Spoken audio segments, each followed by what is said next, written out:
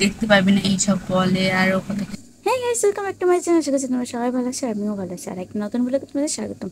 আর আজকে হচ্ছে মামা বাড়ির লাস্ট ডে, মানে আজকে বাসায় চলে যাবো, তার জন্য একটা ব্লগ তোমাদের সাথে শেয়ার করলাম।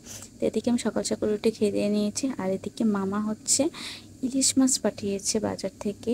ইলিশ মাছের পোলাও রান্না করা হবে, এর জন্য আমার মায়ের হাতে ইলিশ মাছের পোলাও সবাই ভালো খায়। আর এদিনকের ইলিশ মাছের পোলাওটা খেয়ে সবাই এত প্রশংসা করেছে, এত প্রশংসা করেছে কি বলবো।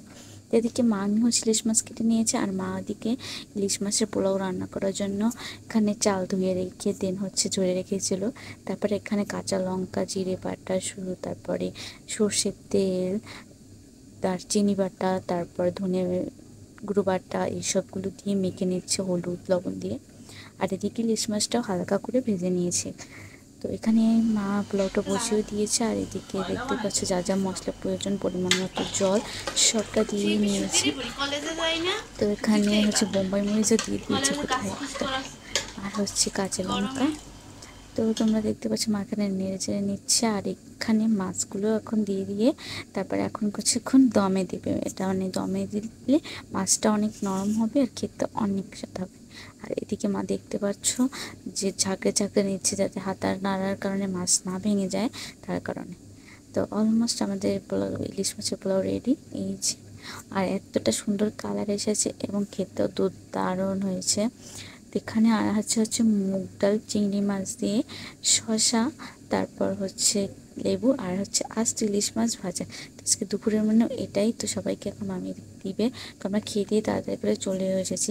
আর আজকে তোমাদের শোনাবো আমার হচ্ছে মামাতো বোনের একটু কবিতা আর গান, শুনে নাও। তোমার বাপের নাকি ছেলে কলে কিছু বললি ধরছে জনগলে গলা, মনে রেখো যুদ্ধ করতে রক্ত দিতে রাজি আছি, দেশ বাঁচাতে রক্ত দিতে রাজি আছি।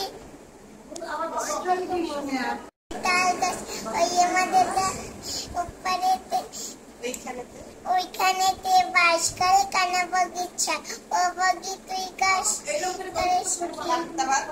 পান্তা ভাত খাইস, পান্তা আমি খাই না, পুঁটি মাছ পাই একটা যদি পান মনে দেবে খাবো। শুনে মেলে দিতে এখন শেয়ার করছিলাম তার গান আর কবিতা। তো আমরা তারপর কিছুক্ষণ পরে হচ্ছে রান্না করে নিয়েছি বাসায় আসার জন্য।